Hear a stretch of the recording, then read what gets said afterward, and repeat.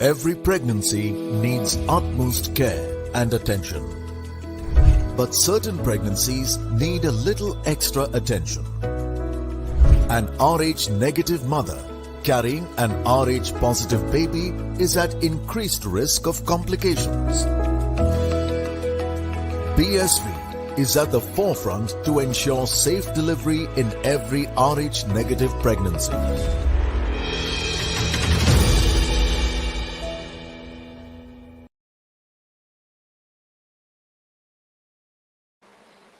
Welcome everyone to the all-important preview, the pre-show of the India versus South Africa big game, the last league game of the ICC Women's World Cup this particular year.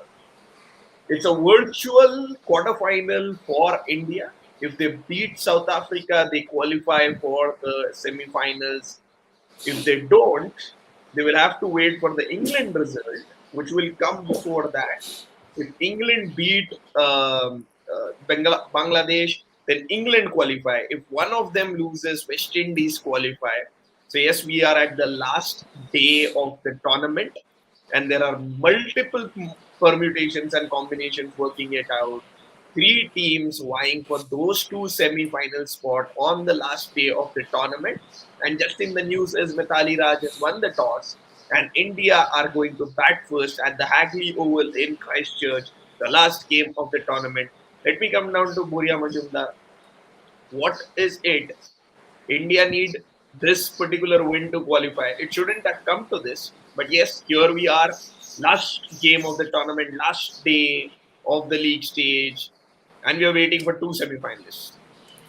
You're absolutely right, Yash, when you say that, all possibilities there. But yes, India, it shouldn't have come to this. Even that West Indies match, which got abandoned, the result of that match, had it gone India's way, it wouldn't have come to this. So all of these factors have to be taken in, but it doesn't matter.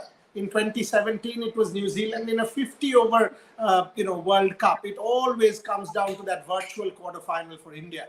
2017, that Mithali Raj, Veda Krishnamurthy effort. Come 2022, who will it be? I mean, ultimately, you don't depend on other teams to make a World Cup semi-final. You make a World Cup semi-final based on who you are. And India is good enough. We've seen that in patches. We've seen that against the West Indies, for example. We've seen that against Bangladesh, for example. So it's not as if this team can't do it. They can. Can they take the pressure? Mithali Raj and Jhulan Goswami perhaps playing one of the most important encounters of their lives. Can the others rally? Can India get off to a good start? Can the spinners come to the party? Can Jhulan come to the party one final time, Yash? Huge game for each one of us. Huge game for each one of us. We could potentially see a few retirements post today's game, but hope that's not the case. There is a semi-final, there is a final. Shubh bol, yaar. Shubh bol, morning. Shubh bol. The team list is in, and no Jhulan Goswami for India. Deepti Sharma replaces Jhulan Goswami. Meghna Singh comes back into the team. She replaces Poonam Yadav. Those are the two changes for India. Big changes. I don't know whether Jhulan has an injury, whether there is a niggle to her. Is she being rested? But if she is rested, is this the game to rest Mohit? I'm guessing there must be an injury definitely because she bowled pretty well in the last match against Bangladesh, and she has been bowling well almost right through the tournament, barring one or two off games, which any player can have at any point of time. So my informed guess would be that she is probably carrying a niggle which is serious enough for her to not be playing today. However, like Meghna Singh's done really well in the tournament so far, and like in India's earlier matches, she's provided them with some crucial breakthroughs. So I think she's more than capable enough to fill that breach. It's obviously a big loss for India. But at the same time, if India do win today, it's more important for Jhulan to be available for the knockout. So I think while it is a big miss for India, India does have in Meghna Singh a bowler who's capable of filling that big void. So I don't think it's a very big loss considering India's bench strength. Considering India's bench strength, Boria, for you, how big a loss Jhulan is? And Right. of course, Deepti Sharma comes in for Poonam Yadav.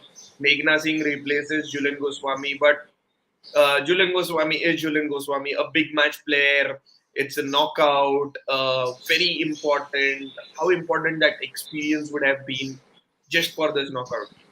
A huge loss. I mean, yeah, I mean, I agree with Mohit on one part that, his informed guess, like he said, is that she's carrying a niggle. Of course, I agree with that because you don't otherwise drop a Jhulan Goswami or a rest Jhulan Goswami in a match which is a virtual knockout match. Come on. I mean, so there's no debate in my mind that that's the case. Having said that, it's a huge loss. Look, all said and done, you don't play again. So are you telling me that India is going to rest Jhulan Goswami in a match and if India loses today, she's never going to play again, right? And almost like that. So no, it's definitely going to be a niggle. Having said that, Deepti Sharma adds more meat and also bowls at the depth. So the good part about Deepti Sharma is her ability to bowl at the depth, which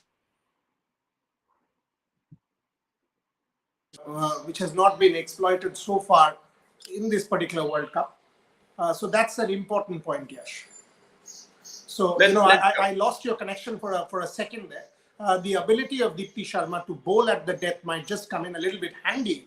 And it also extends that batting lineup, right? So India will, I mean, winning the toss, important match, score, whatever you score, that's pressure, right? You've got to exert scoreboard pressure on South Africa. So like Mohit was saying, if you really have to make this loss into a lesser loss, score big, put the South Africans under pressure with that scoreboard, and then your spinners come to the party. You've got a Sneh Rana, you've got a Deepti Sharma, you've got all these guys, you've got a Raju Gaikwad. I mean, you all of a sudden have a lot of variety in that attack with slowish bowling. And if Meghna can pick up a couple or even one or two at the top of the order, all of a sudden India in the game. Big batting effort coming from India. Big batting effort should come from India. That's what everyone would be hoping for. A 6:30 a.m. start here in India, and I'm sure that With your permission, Yash, I'll rejoin because all of a sudden I've lost your audio, so I'm just rejoining in a second. sure. Till then, let's it's more or less going to be that Indian batting lineup versus the South African bowling lineup, and that is the contest right up front for us. There is there are a couple of changes in the Indian team. There are a couple of changes in the South African team as well. Masabata class comes in for Tumi Sekikune. Tumi went for hell lot of runs. What 6 over 61 runs last game. Mohit, perfect change. Of course, Masabata was not available for the last game. She is for this particular game. That's the important change that we have. Yeah, it's definitely a very good addition because the fourth and fifth bowler was proving to be a big issue for South Africa in the last couple of games, which is also probably why they lost the match against Australia and against West Indies. They never bowled, but with the way they were going, they would have been in a fair bit of trouble. So I think Klaas's addition is a really big boost for them because she'd been bowling really well in the tournament before suffering that unfortunate injury. So that takes care of like 40 overs from that four primary seam bowlers. And I think how India negotiates those 40 overs will be really key to this match, which is why I think someone like Smriti Mandana will be key because she's a very good back foot player and she's very good against pace. And she has scored a lot of runs against South Africa in the past. Like when India won that famous series in South Africa 3 years back, she was probably India's best player on that tour. So, and she's due for a big one because she did get 100 and a 50 already and has been in really good form. But I think like today's probably the day where we'll see another Smriti Mandana special. Today is probably another day. We'll see Smriti Mandana special. Let's have a look at that playing 11. A couple of changes for both the teams. Let's just show to the audience what those changes are. Deepti Sharma, of course, replaces Poonam Yadav. Meghna Singh comes in place for Julian Goswami. South Africa, the two changes. Lara Goodall comes in for Tasmin Brits at number 3. That's been the pain point for South Africa. I just hope that India uses that pain point to their benefit. And Masabata class, of course, replaces Tumi Sekikune. Let's come down to that South African bowling. That is what Boria I was discussing with Mohit. It's going to be more of India's batting versus South Africa's bowling. That's been their strengths, and today that strengths are going to be seen. Mohit was saying that yes, Smriti is a great back foot player and she plays pace well. But how much important do you think South Africa's pace is going to be important, because they've done well all throughout the tournament? Ayabonga, Khaka, and Marizan Cup are one of the top wicket takers in the tournament. Shabnim Ismail holds that pace. Has been scary for Shafali Verma even 3 years, 2 years back when she played her. Um, how important do you feel the South African attack is? They've done pretty well in the tournament and they are one of the best in the world. Two very contrasting attacks, aren't it? Aren't they? One team relying on pace, one team relying on spin. So that's also going to be something that we've got to watch out for. Having said that, look, it also boils down to pressure. It is not as if India has not negotiated this pace earlier. They have. Will they be scared of this pace? No. But also, we've got to see the conditions. And from what I was just checking the pitch report and stuff, you've got to back your ability. If this batting lineup of India, which goes to eight and reasonably good batting till 8 or even 9, if you don't get a good score on the board, when on earth will you get a good score? I'm backing this Indian team.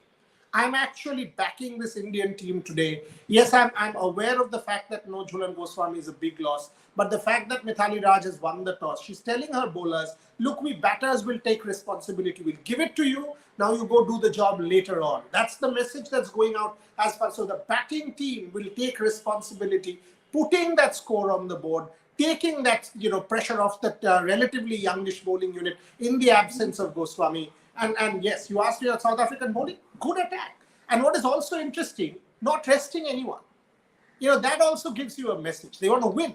So even if South Africa does not win today, they are still at 9. India would have gone to 8. West Indies 7. England would have gone to 8. So South Africa stays 2. Whatever happens, South Africa stays 2. But they are actually going in with a full strength side. Full strength, everybody plays. So everybody plays is giving you, a clear indication how competitive this tournament has been. You're not letting a single player rest, not telling anyone that, oh, you know what, you get a bit of rest for the knockouts. No, you've got to win. That's the message that South Africa is also giving you. Fantastic match in prospect.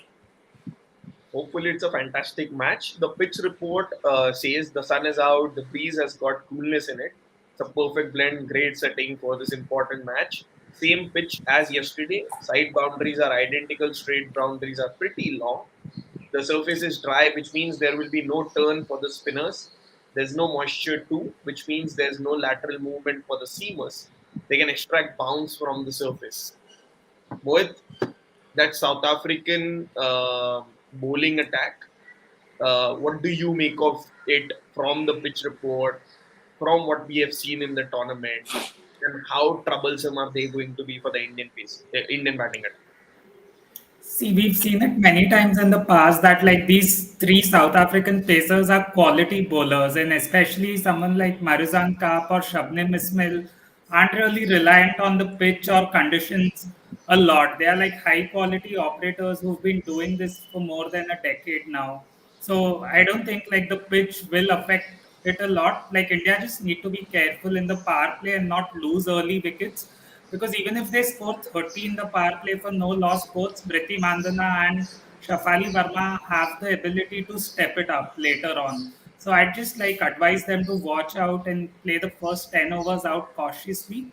And Do like you, do you, Boryada said, if like India I- get 250 on the board, do you yeah. feel if Shafali is playing, you are going to be 30 for no loss after 10? See, like, even if they are 30 for no loss, there's no problem, is what I'm saying, because she is somebody who can make it up. And like she said, she's worked a lot on her ability to face short pitched fast bowling, because that is something that troubled her in the past. And we've also seen her make a lot of improvements in her short international career so far. So I think she's also someone who has the ability to score well against pace. We saw that on the England tour last year, where she was probably India's standout batter right through. And with Smriti, she forms a very good combination, because both of them are very aggressive, but at the same time, they have different strengths.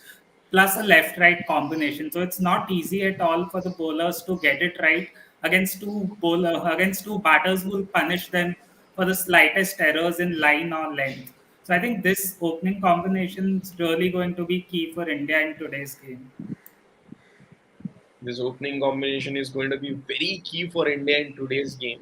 The openers have certainly done better than what they had in the previous tournaments, but the middle order hasn't been at the best form, including the likes of Mithali Raj. We always say that yes, form is temporary, class is permanent. Goria, that is today going to be Mithali Raj's day? Is that big knock which we haven't seen yet in the tournament? Because she herself will be feeling this, that where am I batting? She was batting really well till the New Zealand series, but come the World Cup, she hasn't been able to score a single big knock, which she would be expecting that yes, I need to perform well. I need to do this for my team now. I need to do this for my country. I actually think that 68 that she got was a very good knock, because India was two down, and that's when Mithali Raj and Yastika Bhatia consolidated. Having said that, yes, compared to her own standards, which has been the greatest ever, having somebody who has scored these many number of runs over these many number of years, the longevity tells you how good she is. That first ball duck was only the second ever first ball duck in her career, which is spanning 2 decades. Tells you, come on, man, this lady is somebody who's extraordinary. So yes, in terms of Mithali Raj and the ability, no debate. Can she do it today? I have every reason to believe she can, because again, that's why she's a great and an all-time great. It doesn't come many like Mithali Raj. So yes, having said that, you would want a start. You don't want a Mithali Raj in at 20 for 2. You would want a Mithali Raj in at maybe 80 for 2. And then that innings of consolidation comes. She gets her 50, holds it together with the Harmans of the world, the Richa Ghoshas of the world coming and smashing it, the Pooja Vastrakars. So you know that firepower is there. You know India can accelerate towards the end. The lower middle order has been able to score and add some really crucial runs. So if Mithali Raj plays to the Mithali Raj level today, which I think she will, I think India has had it. I mean, this is a good toss to win. I am always of the believer that in a high pressure game, putting runs on the board always is more important, because you've got to you've got to get those, right? So you're actually exerting scoreboard pressure. So in a high pressure game, you're actually telling the opponents, we've got these, go get them. So it's very important. Mohit is spot on. 250 in a high pressure game, and it's set up. And if you actually look at South Africa's scores, 223, 234, 229, it is not as if they've scored 270, 280, 290 like Australia. They haven't. So it is, and this same pitch was used yesterday. It will dry up. It will assist the spinners towards the second half of the innings. Whatever anybody says has to. The ball will hold up. So clearly, a used wicket of 150 overs towards the last 50 overs will assist your slower bowlers. There should be two-pacedness. There will be, variable bounce. Balls will hold up. You've got 4 spinners with different kinds of variety. I think a good batting effort from the likes of Raj, and I'm very confident India. This is India's game. Go and show the world how good you are. Just soak in that pressure. Go and deliver. Probably I am besides the most positive man right now. But Mohit, coming to you with the same Mithali Raj question, do you feel it's going to be Mithali Raj's day? Big game, big match player, has only had 150. Her standards definitely say that she likes to be a lot more consistent. Of course. Yeah, she definitely does, but we also need to take into account the kind of situations that she has walked into. And every player can have a lean patch, like you yourself said, like she was in great form till the New Zealand series and was batting really well. Like Boryada said, she's made one good contribution already in this tournament. And with a player like Mithali Raj, her contribution to the team goes a lot beyond the runs that she's actually scoring, because we've seen a lot of times when like Mithali is batting with another batter, like her game awareness and reading of match situations is second to none. So she's especially good when she's batting with younger batters like Yastika Bhatia or Richa Ghosh, telling them where the gaps in the field are, who are the bowlers that they can target.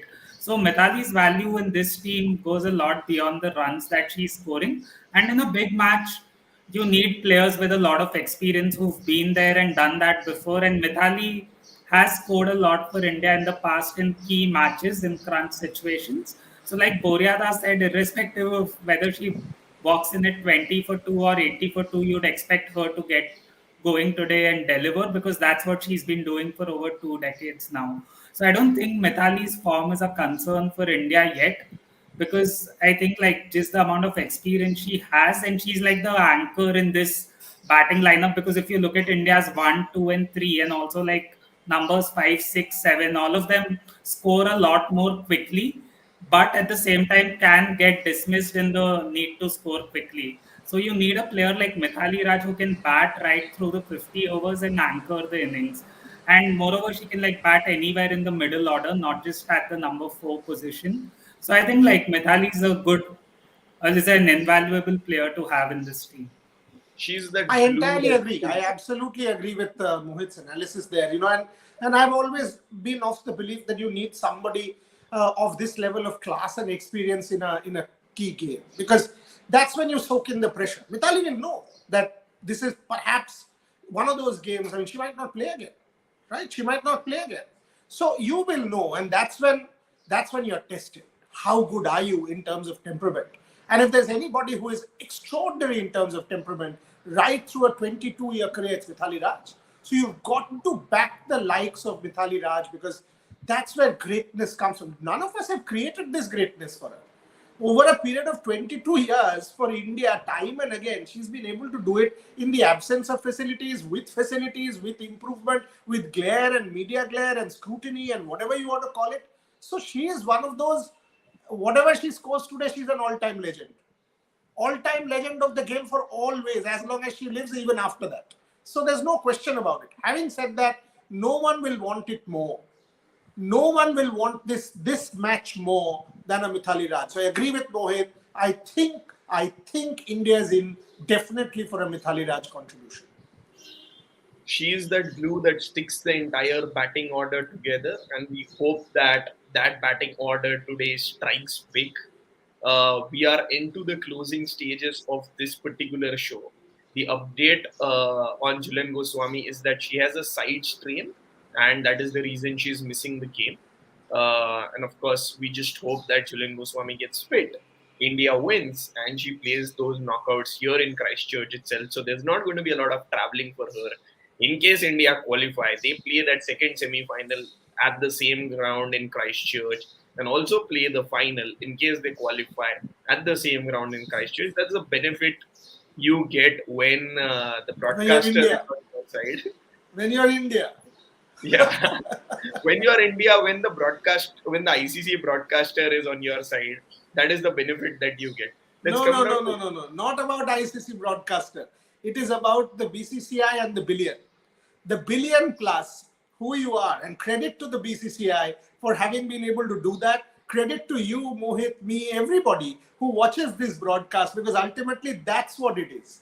Because we are, and once the WIPL, thanks to the BCCI, starts next year, this will only keep growing. So let's give credit where due. The board deserves credit, the fans deserve credit, and as a result, the ICC has to give India that little extra leverage, because ultimately, that's where the money is, that's where the meat is. So no debate on that, Yash.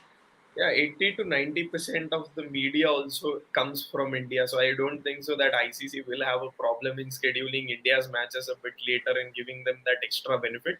Let's come down to that prediction. Now, I was going to speak about the women's IPL, but there is enough time we spend on the content today. So let's speak that maybe in the post show. But let's come down to that prediction. What's the score that you see India setting it up? It's a used pitch.